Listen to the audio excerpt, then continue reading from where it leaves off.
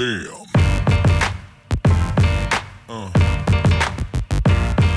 Yeah. Yeah. Yeah.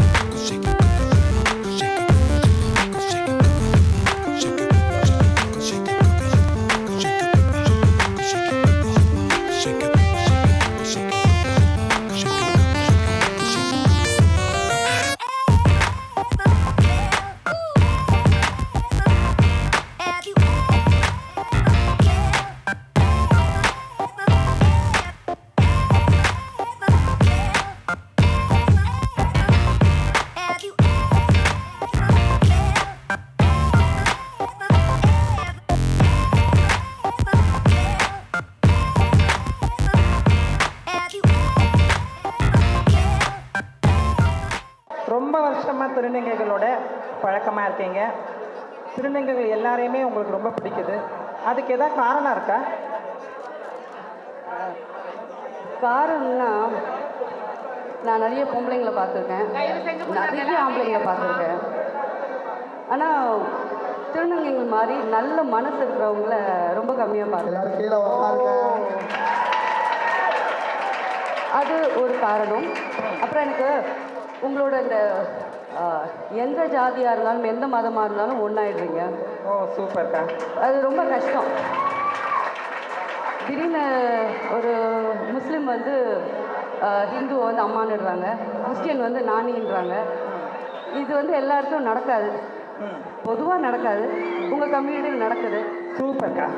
அதனால எனக்கு ரொம்ப பிடிக்கும். சரிக்கா. உங்கள் கூட ஒரு திருநங்கை இருக்காங்கல்ல? ஆமாம். உங்கள் கூடனா வெளியிலேருந்து வந்து வேலை பார்த்து என் கூட 5 வருஷம் கூடவே இருக்காங்களா? 5 வருஷமாக என் கூட தான். உங்கள் கூடவே இருக்காங்க? 5 வருஷம். 5 வருஷமாக ஒரு திருநங்கை ஷகிலாக்கா கூடவே இருக்காங்க. அவங்கள நம்ம பார்க்கலாமா? பார்க்கலான்றவங்க கை தூக்குங்க. பார்க்கலாம் வாங்க. தங்கம், உங்கள் பேர் தங்கம். இவங்களை பற்றி எதாவது சொல்லணுமாக்கா? எனக்கு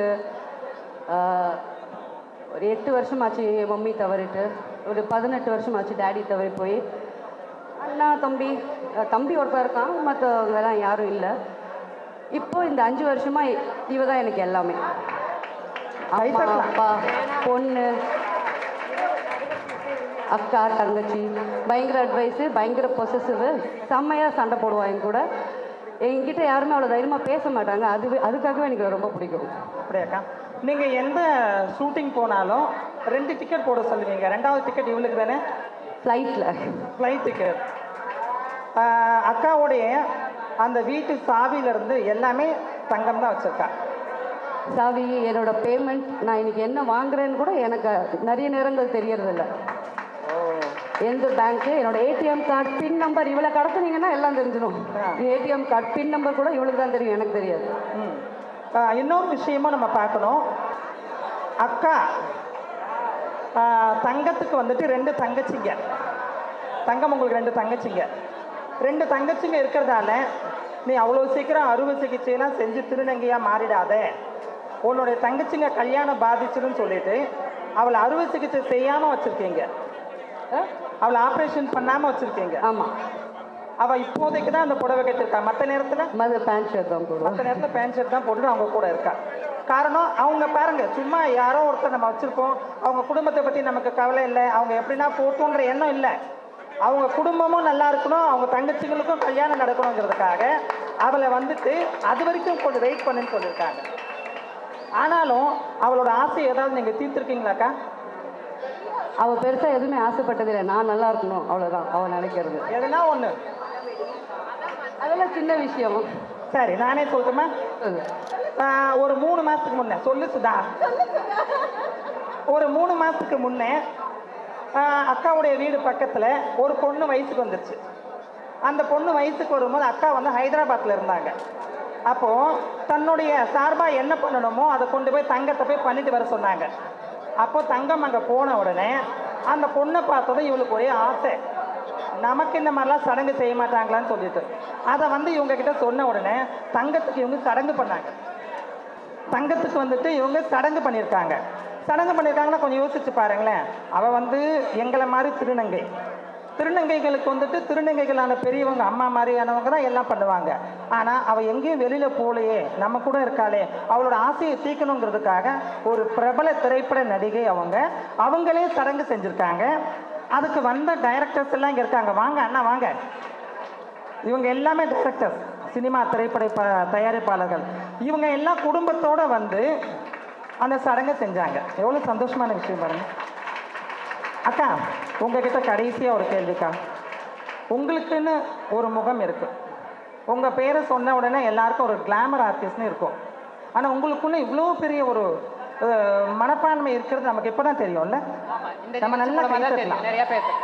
இப்போ சொல்லுங்க, இவங்க தான் கிரீடம் வைக்க சரியான ஆள். ஒத்துக்கிறோமா? ஒத்துக்கலாமா? அக்கா நாங்கள் கடைசியாக ஒரு கேள்வியோடு நான் உங்ககிட்ட கொடுக்குறேன். என்னதான் சுப்ரீம் கோர்ட் தீர்ப்பு சொன்னாலும், என்னதான் எல்லாரும் எங்களை வந்து வாழ்த்தினாலும், இன்னமும் ஏற்றுக்காதவங்களுக்கு நீங்கள் எதாவது சொல்ல போகிறீங்களா? ஃபர்ஸ்ட் ஆஃப் ஆல், ஏற்றுக்காதவங்களை பற்றி நீங்கள் சட்டையே பண்ணாதீங்க. உங்களை நாங்கள்லாம் எப்போ ஏற்றுக்கிட்டோம். Thank you thank you. உங்களை எத்தனையோ மதர்ஸ், எத்தனையோ சிஸ்டர்ஸ் எல்லாம் எனக்கு இருக்கீங்க. நான் தைரியமாக வெளில சொல்கிறேன், மற்றவங்க பற்றி நமக்கு கவலைப்பட தேவையில்லை. இந்த பர்டிகுலர் ஃபங்க்ஷனுக்கு சத்தியமாக என்ன பார்க்கலாம் இந்த கூட்டம் வரல. என்னப்பா இவங்க ஆட்டிடியூடு, என்ன இவ்வளோ அழகாக இருக்காங்க. நம்மளை பற்றி வித்தவுட் மேக்கப்பில் எனக்கு வேர்த்து கொட்டுது. அவங்க அவ்வளோ மேக்கப்பு, எப்படி அந்த மேக்கப் மெயின்டெனன்ஸு. என்னை கூப்பிட்டு நீ எல்லாம் ஒன்றும் இல்லடி இங்கே பாருடின்ற மாதிரி இருக்குது இந்த ஃபங்க்ஷனு. பட் எனக்கு ரொம்ப சந்தோஷம். என் தங்கச்சிங்க, என் குழந்தைங்க, எனக்கு ரொம்ப சந்தோஷம் இந்த ஃபங்க்ஷனுக்கு வந்தது.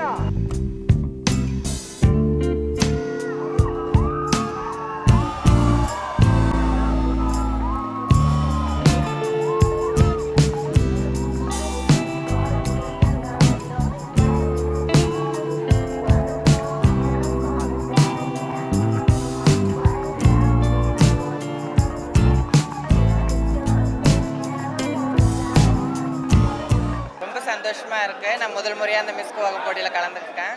கலந்த முதல் தடவை எனக்கு 2வது பரிசு கிடச்சிருக்கு. எனக்கு இந்த சந்தோஷத்தை எப்படி கொண்டாடுறதுன்னு எனக்கு அளவே தெரியல. ரொம்ப ரொம்ப சந்தோஷமாக இருக்கேன். தேங்க்ஸ். எனக்கு ரொம்ப சந்தோஷமாக இருக்குது. இது ஃபஸ்ட் டைம் இந்த ஸ்டேஜ் எனக்கு ஃபஸ்ட்டு புதுசு. நான் செகண்ட் ப்ரைஸ் எனக்கு ரொம்ப சந்தோஷமாக இருக்குது.